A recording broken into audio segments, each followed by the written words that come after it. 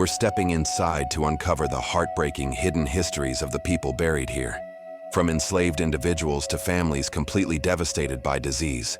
And we're going to give them a voice again. Sometimes it's simple things like financial hardship or families just moving away.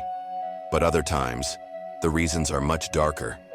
Segregation, urban development, or even a deliberate effort to erase an entire community from the map, simply being forgotten. There's an old saying, you die twice. Once when you take your final breath, and a second time when someone says your name for the last time. Our mission today is to make sure that second death never happens to the people here. As we push deeper into the grounds, the chaos of nature starts to give way to a kind of sorrowful order. Right here, in this small clearing, is a cluster of graves. And they're small, heartbreakingly small. On old tombstones, a lamb often represents a child, and I can just make out the faint shape of one on this little stone. Let's get closer and see if we can make out the inscription. Annabelle Cutter. Died August 12, 1849. Aged 4 years, 2 months, 7 days. And right next to her, Thomas Cutter. Died August 18, 1849. Aged 6 years, 11 months. And there's another one. A third small stone, almost completely swallowed by the earth.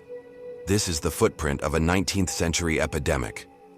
Before modern medicine, diseases like cholera, diphtheria, and tuberculosis would just rip through communities.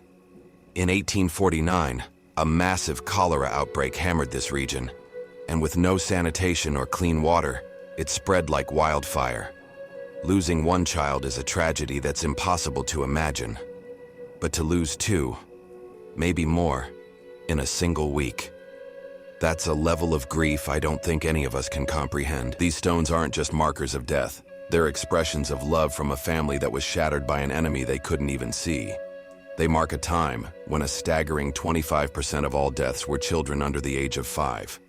The precise ages carved here, down to the day, show you just how desperately this family wanted to hold on to every single moment of a life cut so terribly short.